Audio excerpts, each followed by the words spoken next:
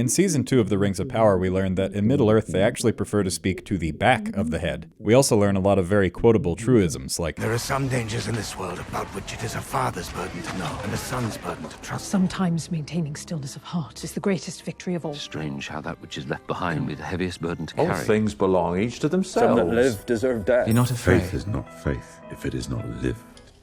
This too shall pass. At the end of Season 1, I had only 2 requests, which were really more like demands. First of all, I wanted a Gollum-style freak to join the cast. And while we didn't get a bespoke, lanky slime guy, we did get to spend a lot more time with the orcs. It warms my heart to see that these orcs are happy. They're enriched and thriving in their natural environment, laying siege. I was a little worried when we saw the Norklear family, but no, these guys love nothing more than being evil. Secondly, I wanted them to make Sauron bald, but they actually gave him more hair. No doubt to taunt me. But we do get some new interesting perspectives on Sauron. For example, last season I said he looked like he was in some kind of band, but this season we learned that he actually hates all music. There's not a single band he likes. Not even the Smiths. So that was interesting, but what I didn't much care for this season were the scripts. The pacing is wild. When things do happen, it feels super rushed, but then the rest of the time the story's just kind of running in circles. I still love those dwarves, but 80% of their scenes were like, Take off the ring. No, son, it is, as we dwarves say, mine. The main plot this season, to my surprise, was about the rings and their powers. The story the writers wrote is that Celebrimbor is an innocent artist who has been forced by an evil entity to create the rings of power. He knows that the first 2 attempts were somehow corrupted, but if he and his overworked staff can just make a good 3rd batch, then somehow it might redeem the whole project. The plot I was actually looking forward to was Gandalf's, because that's a big blank slate. That's the part of the show that they were actually just making up. Hilariously, they used that plot just to point at things that you've seen before. The halflings meet some other halflings who are like, I hear one day we're going to live in some kind of the Shire. and Gandalf spends the whole season finding a staff and learning his name.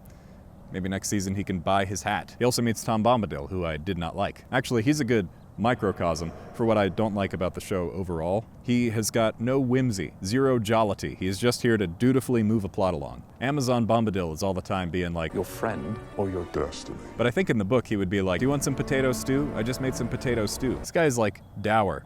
You would never see him hit one of these. But while he was pretty disappointing, I wouldn't say that they've ruined Tom Bombadil or tarnished a legacy, because those are insane things to say. Sure, Amazon bought the rights to this IP, but this is a point I want to make really clearly. Intellectual property isn't real.